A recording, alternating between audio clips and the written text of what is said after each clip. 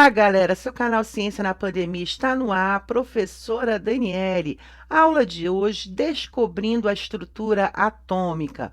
Bom, gente, nós vamos estudar o surgimento dos átomos a partir do momento que se descobriu também a matéria.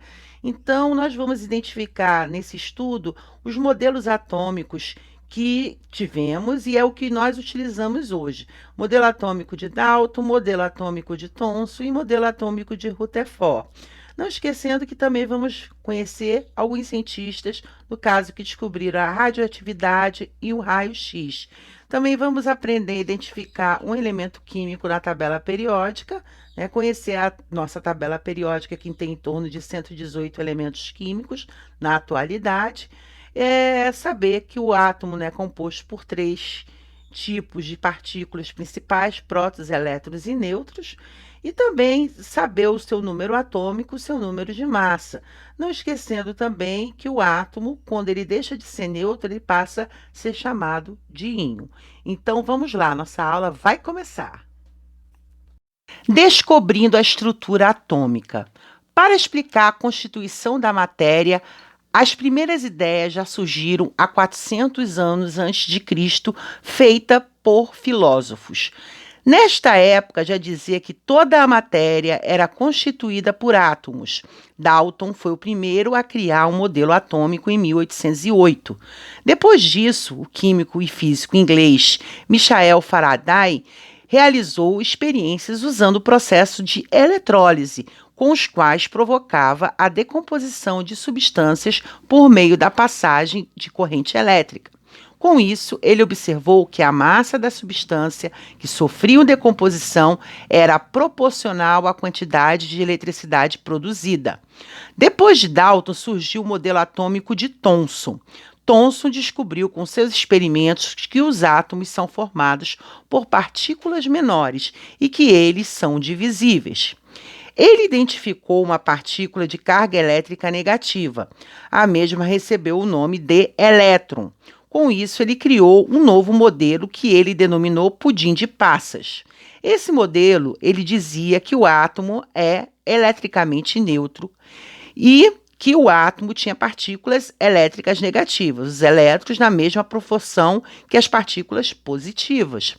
Portanto, para Thomson, o seu modelo propunha um átomo maciço, esférico, descontínuo e formado por um fluido com carga positiva na qual estava dispersa os elétrons.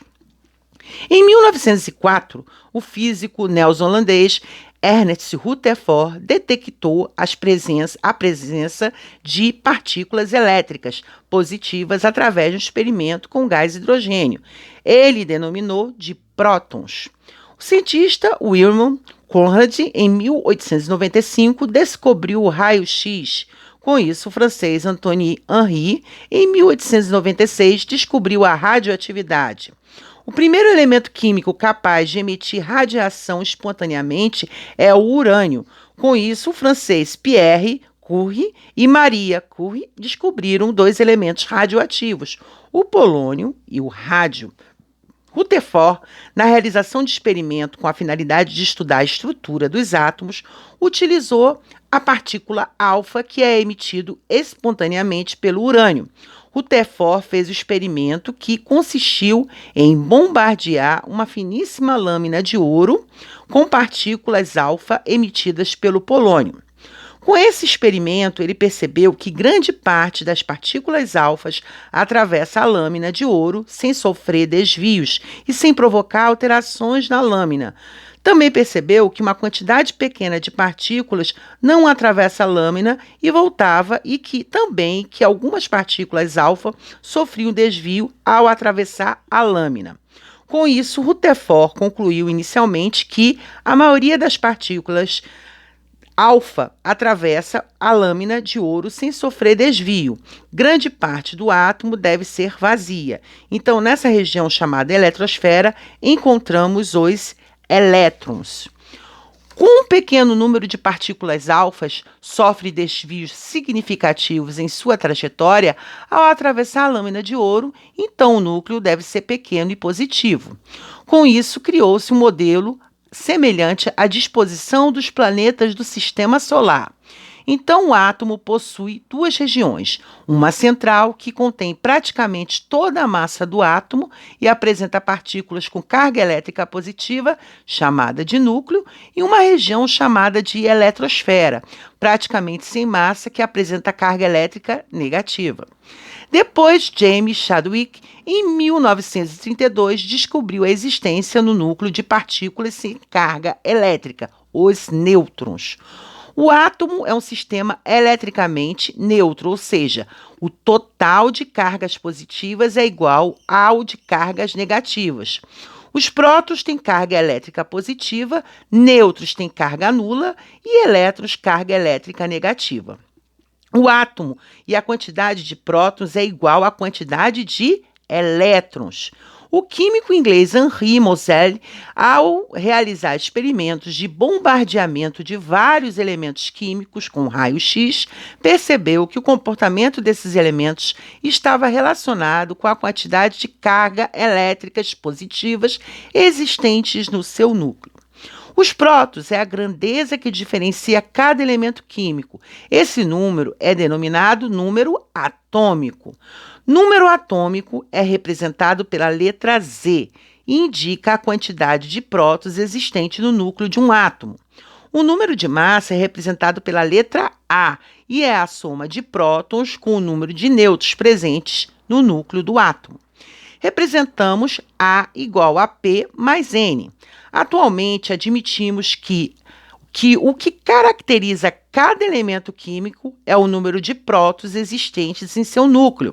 Até 2018, eram reconhecidos oficialmente 118 elementos químicos, tendo naturais e artificiais.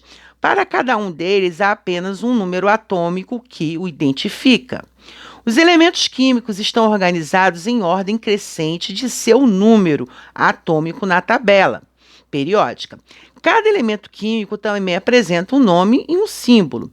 Ao representar um elemento químico, deve-se indicar seu símbolo e os números atômico e de massa. Quando um átomo perde ou ganha elétrons, originam-se os íons. Existem os íons positivos que perdem elétrons, também chamado de cátions. Já os íons negativos, os átomos ganham elétrons, também chamados de ânions. Os cátions formam-se quando um átomo perde um ou mais elétrons, resultando em um sistema eletricamente positivo, em que o número de prótons é maior do que o número de elétrons.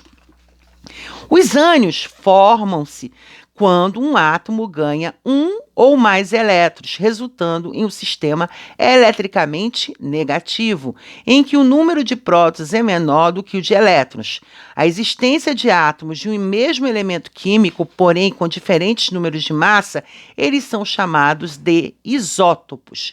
Também existem na natureza átomos com diferentes números de prótons, que apresentam o mesmo número de massa. Esses átomos são chamados isóbaros. Bom, galera, nossa aula chegou ao final.